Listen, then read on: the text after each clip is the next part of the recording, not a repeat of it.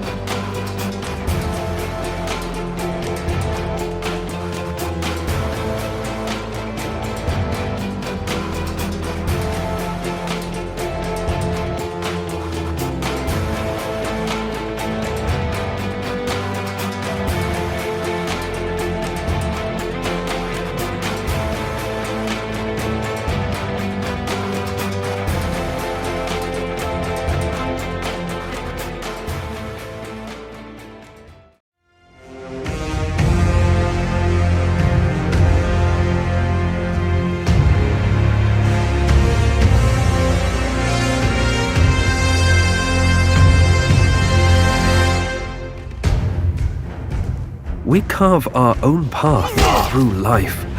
It is up to us to decide through whom we carve.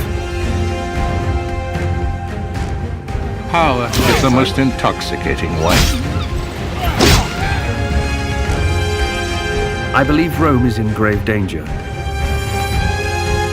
It's been a long time since the Senate stood for the virtues of Rome. They are eager for conquest and utterly loyal to your command. You are fighting for your family and your home. If they are not with us, they are our enemies. I believe even the gods are watching this with interest. Today we will fight to the death. Tomorrow they will sing about us. But this fight is for the soul of Rome.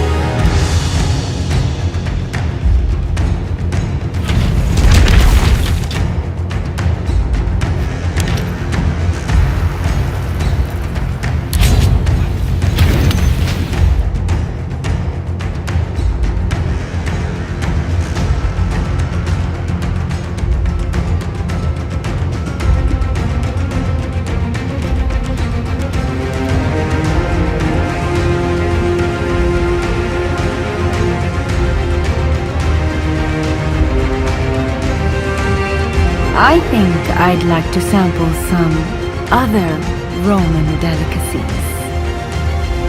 I told you! Keep fighting! Rome wasn't built on peace, nor will it survive on peace.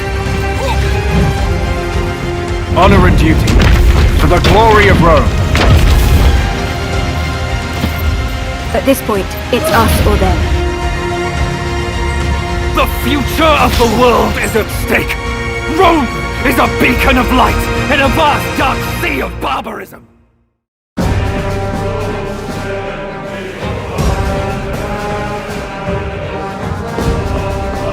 Panzer Corps II is the sequel to the acclaimed war game set in World War II, Panzer Corps.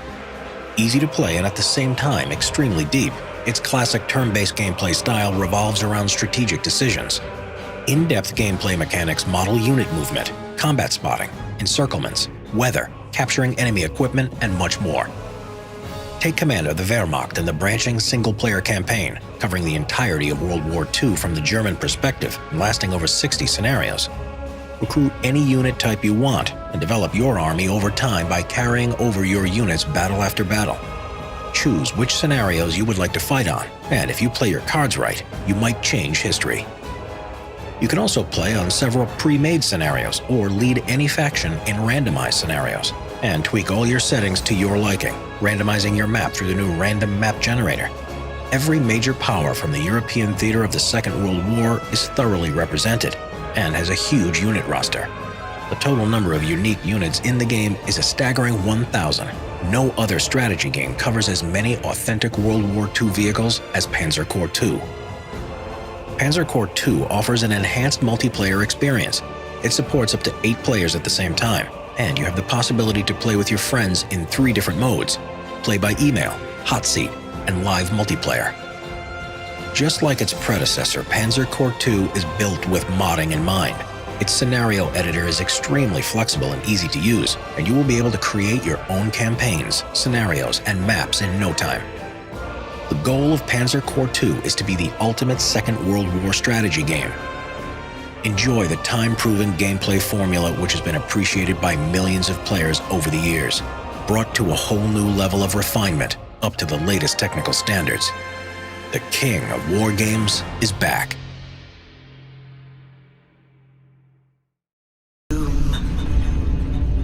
A foul contagion of untold malice, consuming all in its path. We are powerless against it. We call upon you now, in our darkest hour. O hunters of demons, strike down this corruption, for it is your duty.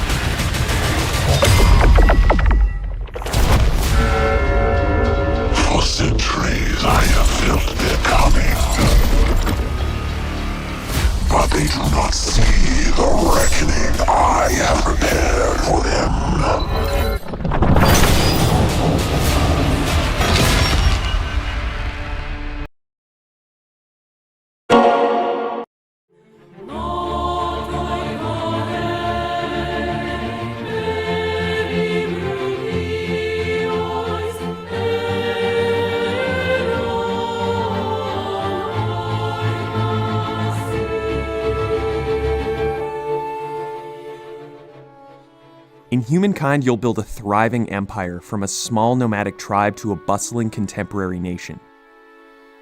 Your goal? Become the most famous empire in history and leave your mark on humankind.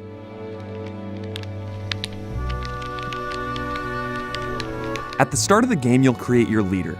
Choose from a variety of different options, from hairstyles and scars to clothing colors and personality types. This is your first opportunity to create something truly unique to you, and there's a lot more where that came from. Your avatar represents your people, appearing in all of your diplomatic exchanges with the other empires and conveying all the passion and the vigor of a great leader. If your friends would like to experience the wrath of your avatar, you can even set your AI persona and share it with them. They'll be able to import it into their game and play against you in their fight for power and fame. Once you've created your avatar, it's time to get out there and do some work.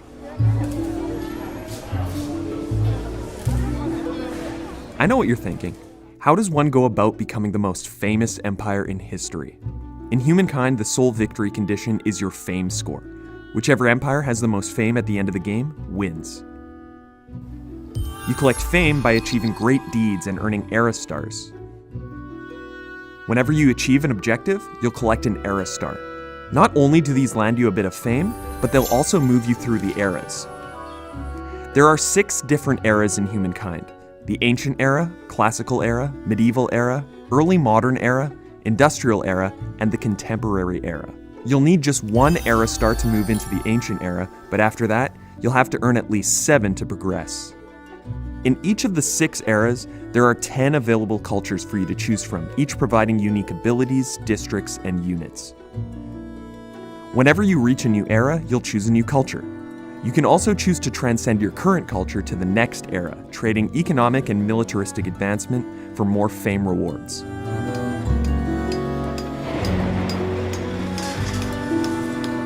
Early on in Humankind, you'll want to place outposts to claim territories. From there, you'll want to build out your cities, exploiting resources from the map and expanding your economy. You have the option of creating many smaller cities or combining territories to build fewer, larger cities. The choice is yours. In fact, giving you options to play Humankind your way is what makes it interesting. Make alliances, sign treaties, and start wars through the diplomacy system. Create and spread your religion through the religion system.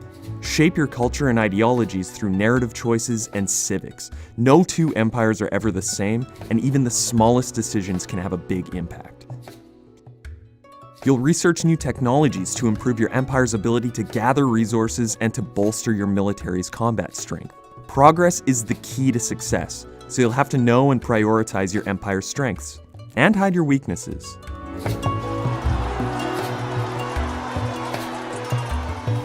Battles are a big part of Humankind, but how militaristic your empire is entirely depends on your strategy. The choice, again, is yours. In battle, you'll first deploy your units. Pay attention to terrain type and elevation. When in doubt, look for the high ground.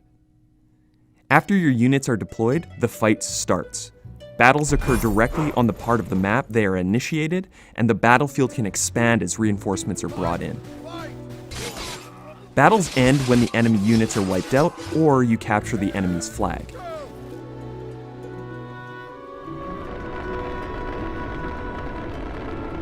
Humankind is constantly evolving. There's a lot in store for you as you near the later eras, including pollution, the space race, nuclear warfare, and more. Fame will determine the winner, but there are a couple different end conditions. The game is over when a player has researched all technologies, a player has earned each of the contemporary era stars, all of the other players have been eliminated, pollution has destroyed the climate, or if the turn limit has been reached.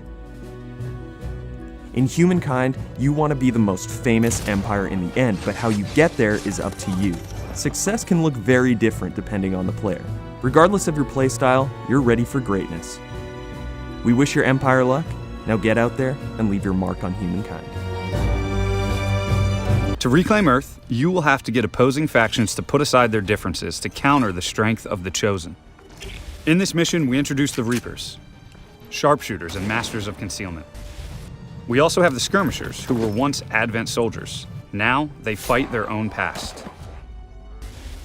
Getting these factions to work together over their mutual mistrust won't be easy. At the start of the mission, you'll have to escort representatives of these groups to a meeting. This means choosing 2 teams to make contact with each faction. It's up to you to make sure the rendezvous goes off without a hitch. The Reapers will send Outrider to meet your first team. Your job will be to bring her to the rendezvous point, alive. As you move towards the rendezvous point, you'll have your first encounter with the Lost.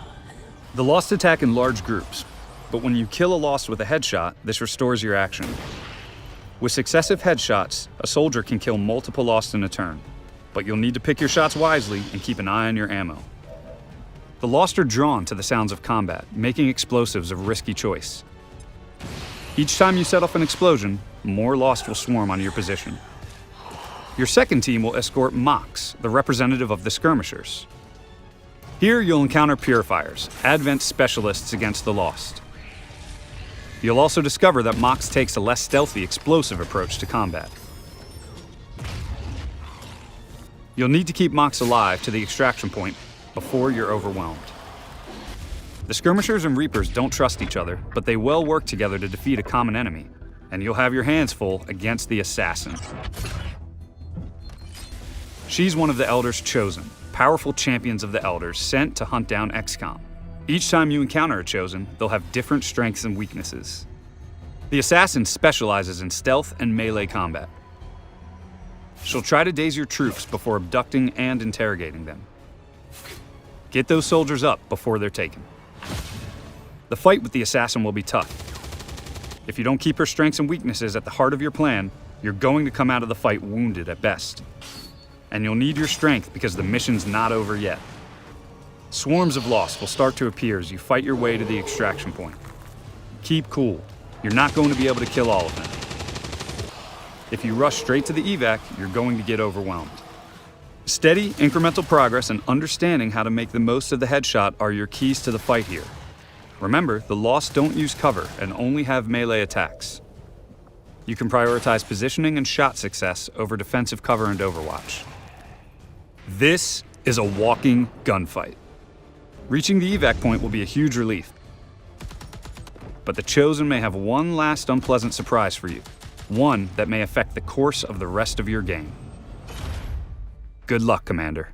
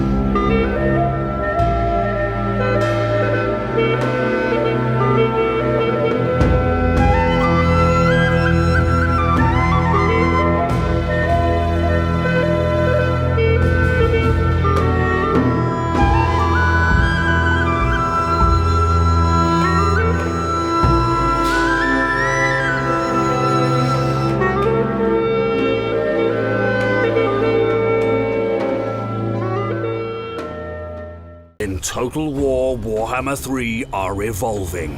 We have added new features, improvements, and quality of life changes that will help you defeat or unleash your demons. Using all of your units to the fullest of their potential will be the key to victory. The sky's no longer the limit for flying units. Now every flying unit can be toggled to grounded or flying, opening a wide range of tactical moves. Soar over your foe with your flying horses, land, and charge their flanks for greater impact and damage. To launch your units back into the air again, they will need to be out of combat for several seconds, so plan your maneuvers carefully. Knowing how far you can push your units is important for any general.